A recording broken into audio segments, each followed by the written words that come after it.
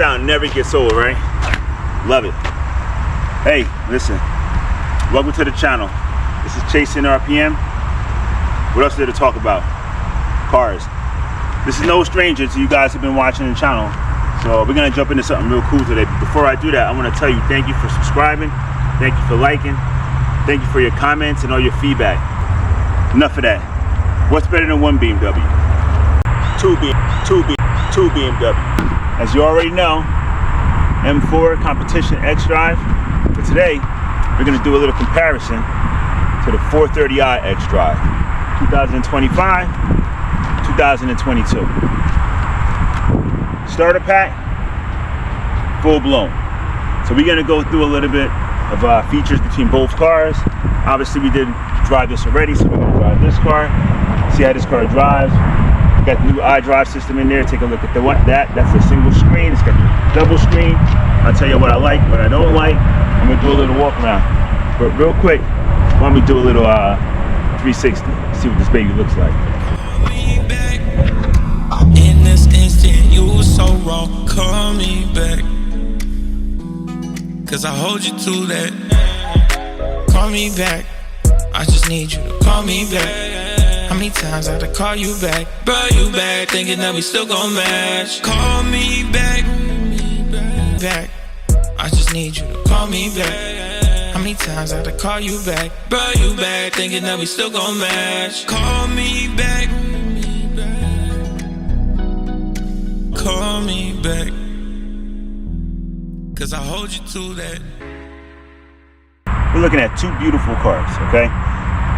On two different spectrums. Do you want to have, I'm going to say bottom of the line, but I'm going to use that term loosely, the entry level 430i xDrive. There's a 430i that's just a rear wheel drive, but this is the xDrive. Then you have the competition M4. Completely different cars, right? Yes, they're both 4 Series. The keys look exactly the same. A lot of the knobs and buttons, they all look pretty similar. But what do you got in this car? 2-liter turbocharged inline 4, producing 255 horsepower, 0-60, 5.3, 5.6. What do you got? Twin turbo inline 6, 3-liter, 479 pound-feet of torque, 0-60. I'm going to use 2.8 to 3. Okay, 3.1. We'll be fair. 2.8 to 3.1 seconds. Okay. What do you got? $40,000 more entry level. Starting price for this car is around $52,700. Starting price for this is around the $96,000. You see all these different numbers, but that's what we're looking at. These cars, like I said, you do have the competition. This is the competition, but you have the M4 base, which is just a rear-wheel drive, and you have the 430i, which is a rear-wheel drive. So the good thing about comparing these two cars is that they're both all-wheel drive cars. So that's why I said this is, I'm gonna use it loosely. I'm not gonna say bottom of the line, but it's an entry-level 4 Series coupe. Beautiful car, same BMW, great styling, great handling, great performance, great leather, beautiful wheels, you name it. Everything looks good. The question you have to ask yourself is, are you willing to make that jump, $40,000 more to get that? That's a whole new car. You could buy this car and another car for the price of that car. But what do you want to get out of it, right? What feels fast to you? What feels fast to me might not feel fast to you. So that's something that you got to make a decision to. But don't get it twisted. This car is an excellent car. Let's walk around a little bit and see what we got. 19-inch bicolor wheels, beautiful. And this gray is stellar, right? Got the little vents in here to kind of give the bumper a little accent. Dual exhaust, usually only one side works, but it's all good. And inside the car looks pretty much the same, except for this has the iDrive 8. You can see that right there on the screen. And this has an iDrive 7. Now this might be 7 or 7.5. This might be 8.5 actually, because this is 2025. I'm not gonna say I'm a big fan of that big long screen going across the dashboard, but I am a fan of that shifter. I love the way that shifter is integrated. It's small, low profile. It's very modern. Come over to this one. I don't mind the 2 screens, to be honest with you, and I even like how this kind of sits back and this protects it from the sun when you're driving. But I don't like how that shifter is sticking up like that. I would prefer that to be low like the one over there under 430. But nevertheless, you know, that's what the car, so that's what we got. One feature that I know that stinks in this car, to reach over and get the seatbelt, you gotta reach all the way back here. In that car, this piece comes out and it helps you get the seatbelt. We'll start the car up a little bit and I'll show you that. But otherwise, you really got both two cars. They're pretty similar. And like I said, starting price for one versus the other one is $40,000. So lo and behold, the question you have to ask yourself is, do you want to spend the extra $40K for the M Series? Now, yes, I know the engines are going to look completely different, but it's always nice to look in the engine bay and see what you got going on. So let's start over here. You have bracing. Okay, that's pretty good. BMW is known for putting this big cap on down, this cover to cover the engine, which is cool. It's a 4-cylinder, so if you notice, there's a lot more space to get your hand in and out to do whatever you got to do. If you come over here, it's a 6-cylinder, so it's going to take up a lot more space, and there is no space for you to do any work. You got beefier bracing, obviously, because this is the competition M4, so you're going to need that, right? Come back over here. If you notice, you have one intake on the M4. You have two intakes. Why? Like I said, you should know already. Twin turbo, 3-liter.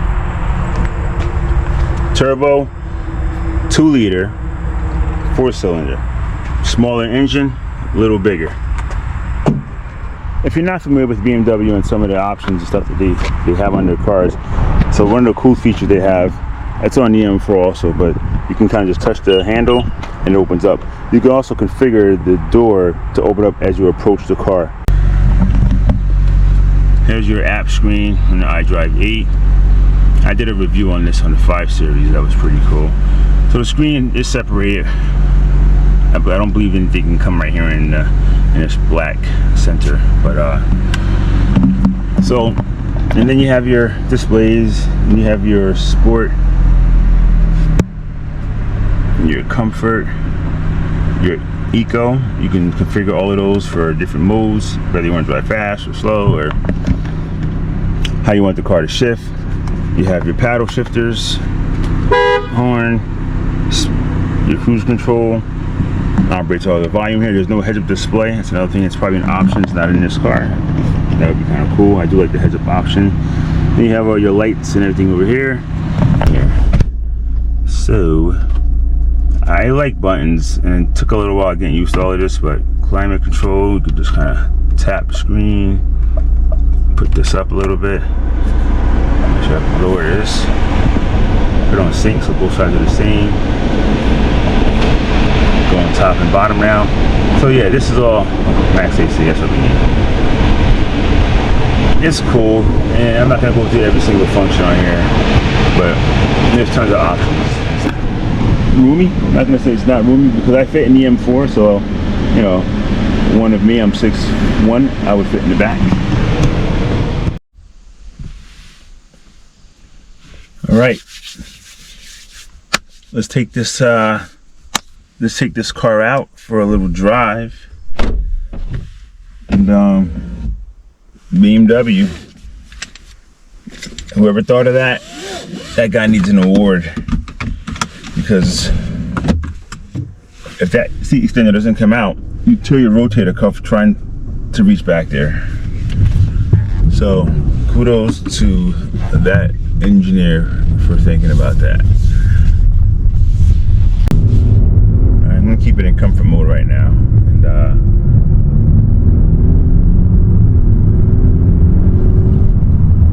very smooth, and it's peppy. It's very peppy. You know, it's a BMW, so you're gonna have to expect that. You're gonna get some of this quality out of the car, right? And that's why you bought the BMW. And the thing I keep harping about is, do you want to spend $57,000 on this car? But for the quality, the entertainment system, and even the handling, you're really not going to be disappointed. I'm going to switch gears now. So let's put it in sport mode. Sport Plus right away.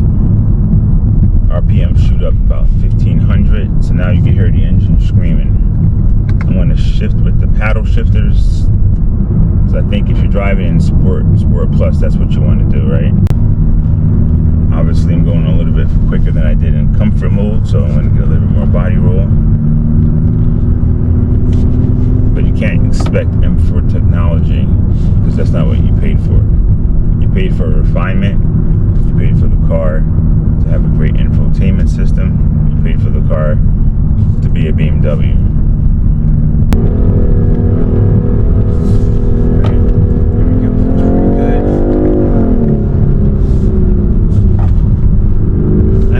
It's handling really good, actually.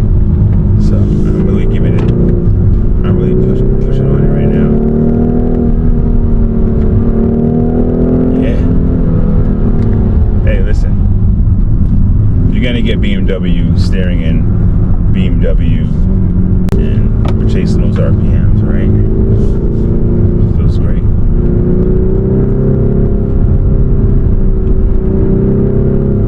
Like I said, it's a BMW, so you're gonna get a lot of thrill and joy out of driving a car.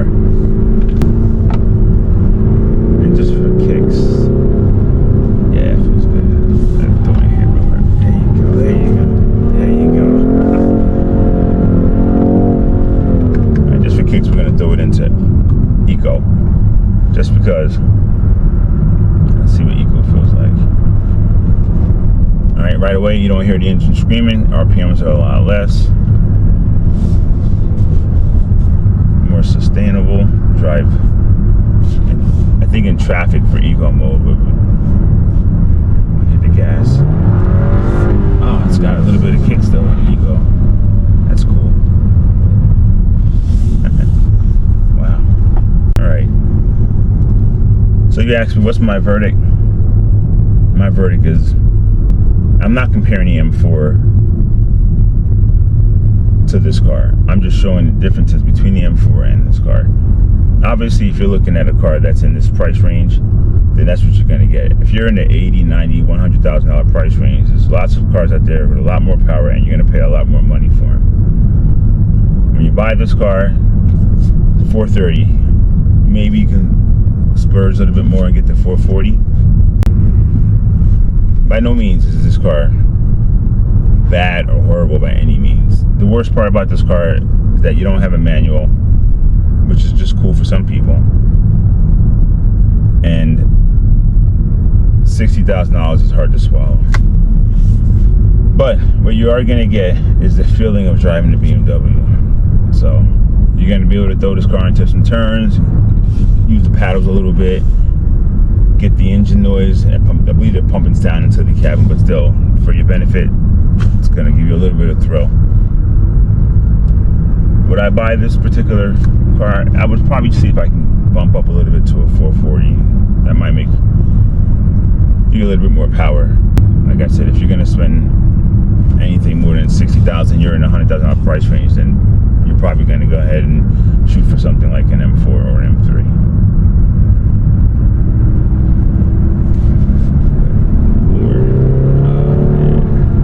Turbos, you got two turbos. More space to work on, less space to work on.